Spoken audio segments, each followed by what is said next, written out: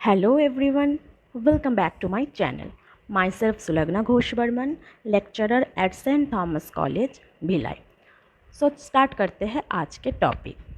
जैसे हम सभी को पता है कि ड्यूरिंग प्रेगनेंसी सभी वुमेन में लैक्टेशन का प्रोसेस स्टार्ट हो जाता है and that time every mother secrets milk from her memory gland. But अभी एक आर्टिकल पब्लिश हुआ था जिसमें कि एक पोर्तुगल के लेडी बच्चे को जन्म देने के बाद उनका लैक्टेशन स्टार्ट हुआ है आर्म पिट से।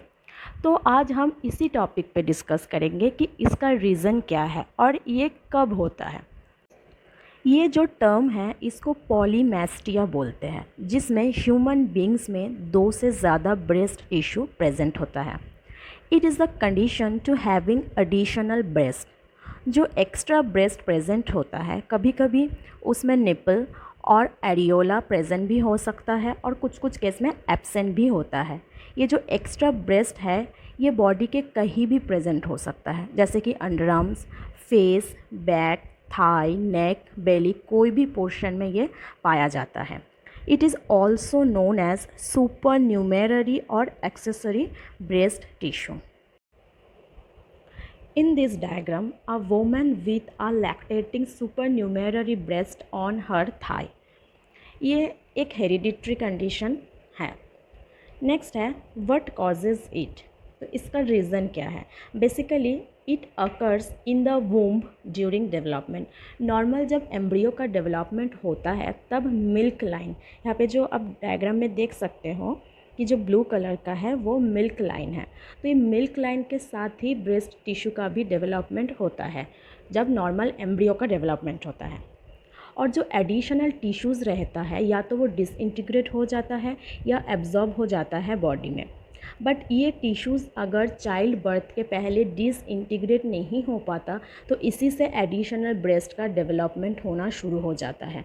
जब प्यूबर्टी में ब्रेस्ट का एनलार्जमेंट स्टार्ट हो जाता है और इसमें सभी बहुत अलग अलग टाइप का हार्मोन्स हेल्प करता है, तब ये जो एडिशनल ब्रेस्ट टिश्यू है इनका भी डेवलपमेंट होना स्टार्ट हो जाता है, बिकॉज वो भी मिल्क लाइन के साथ ही अटैच होता है। And pregnancy and child birth के दौरान जब हार्मोन सिक्रीट होता है जो लैक्टेशन में हेल्प करता है, तो यहाँ से भी लैक्टेशन का प्रोसेस शुरू हो जाता है।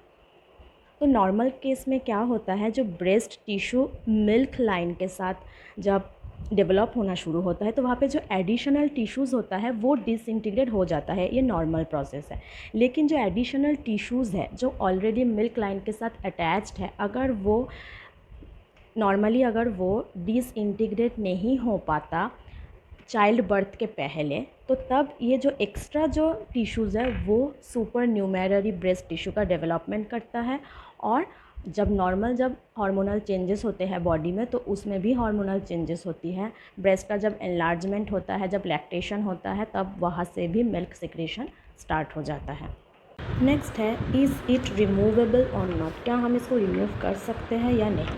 तो अगर ये एडिशनल ब्रेस्ट टिश्यू आपके नॉर्मल लाइफ को अफेक्ट नहीं करता है या जब तक कि आपको कोई भी प्रॉब्लम ना दे तब तक इसको रिमूव करने की कोई ज़रूरत नहीं है। लेकिन अगर ये आपके बॉडी के कोई एक्सपोज्ड एरिया में प्रेजेंट हो या फिर आप इसको रिमूव करना चाहते हो तो इसको लाइपोसक्शन के थ्रू रिमूव किया जाता है। लाइपोसक्शन एक common type of plastic surgery है जिसमें सॉफ्ट फैट टिश्यूज़ को बॉडी से रिमूव किया जाता है।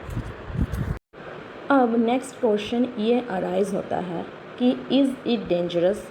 सो polymastia is generally harmless, but in rare cases polymastia से इन्फेक्शन, सिस्ट या कभी कभी ट्यूमर और कैंसर ग्रो करने का भी चांस रहता है। मोस्ट सरप्राइजिंग चीज़ ये है कि कभी कभी इंसान को ये भी नहीं पता होता है कि उसके बॉडी में कोई एक्स्ट्रा ब्रेस्ट टिश्यू प्रेजेंट है। लोग कभी कभी इसको स्मॉल ब्राउन मोल भी सोच लेते हैं। But this breast tissues may first be noticed during pregnancy as the body prepares to produce milk.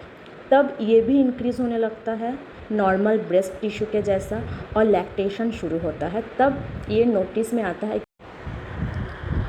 So what happens during pregnancy and lactation.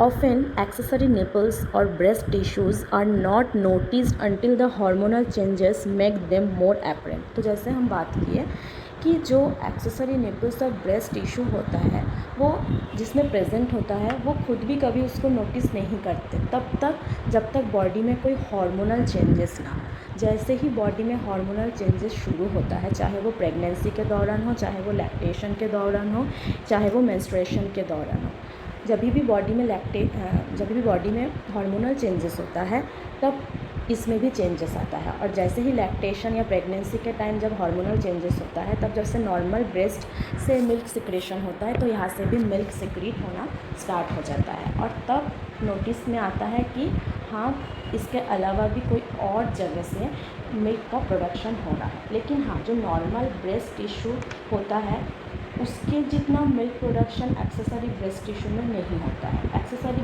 Breast tissue में जो मिल्क का प्रोडक्शन होता है वो बहुत ही कम अमाउंट में होता है। The hormonal changes during pregnancy and lactation can cause accessory breast tissue to increase in size and or produce milk. तो जैसे ही प्रेगनेंसी और लैक्टेशन के दौरान हार्मोनल चेंजेस होता है तो जैसे नॉर्मल ब्रेस्ट टिश्यू साइज़ में इंक्रीज़ होता है वैसे भी एक्सेसरी ब्रेस्ट टिश्यू भी साइज़ में इंक्रीज़ होता है और कभी कभी इसमें स्वेलिंग और टेंडरनेस भी आता है ड्यूरिंग मेंस्ट्रुएशन। सो ये था ओवरऑल पॉलीमेस्ट्रिया के बारे में। सो आई होप आपको ये वीडियो इन्फॉर्मेटिव लगा हो। Thank you so much for watching this video.